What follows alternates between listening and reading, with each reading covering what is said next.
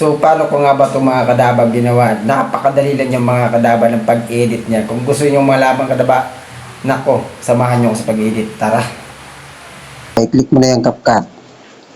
And then, add new project.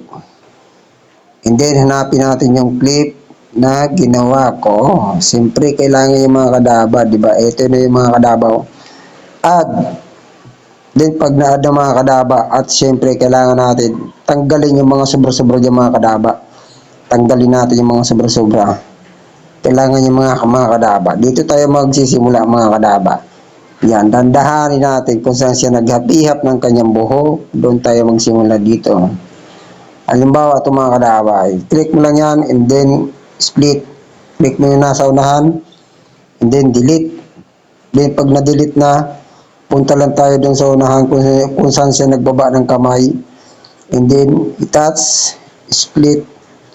And then, siyempre, pag na-split ng mga kadaba, tanggalin natin yung mga sobra-sobra. At doon tayo mag-cut sa unahan. Dito na siya kung saan siya naghawak ng kanyang ulo. Siyempre, split. Then, click mo yung nasa unahan. And then, delete. Delete. Siyempre, kailangan i-delete yung mga kadaba. At yung mga sobra-sobra, tanggalin mo na yung mga kadaba, yung mga sobra-sobra. Kagaya nito mga kadaba.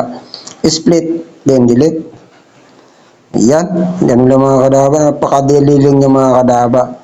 So, ang gagawin nyo, punta kayo sa unahan, and then itas nyo yan. Pagka-touch, hanapin nyo lang yung opacity. Opacity. Saan ka na? Opacity. Opacity, capacity.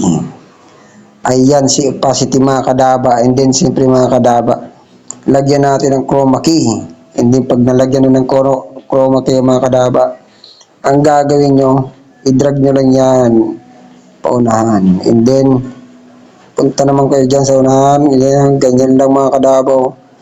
Adjust nyo lang yung mga kadaba. Siyempre, kailangan yung mga kadaba. Adjust lang. Ganyan lang mga kadaba maglagay ng keyframe. Ayan. Habang dinadrag nyo, nagkakaroon siya ng keyframe. And then yung opacity, kailangan nyo din yan gagalaw. Magalaw niya mga kadaba. Ayan ang mga kadaba. Napakadali lang. Ganyan lang. Ayan o. Ganyan lang mga kadaba. Naku talaga naman. Okay na mga kadaba. Check mo. And then pag na-check na, i-play natin. Siyempre kailangan yung mga kadaba i-play.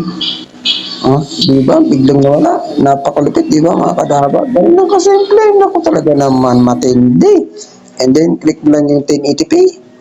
And then 1080p. Dapat naka-high palagi. Siyempre kailangan naka-high. And then export mo na. And then pakipalo na lang mga kadaba. Ganun lang kasimple. Thank you very much.